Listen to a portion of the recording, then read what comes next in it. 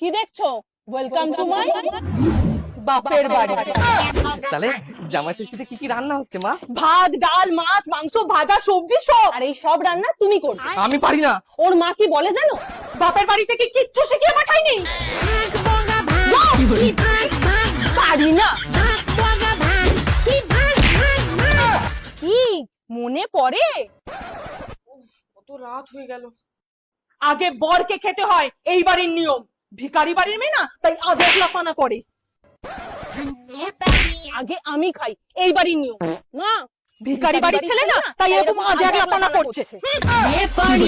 যাও সবাই, এবার একটু বিশ্রাম নাও। একদম না মা, ওর মা কি বলে জানো?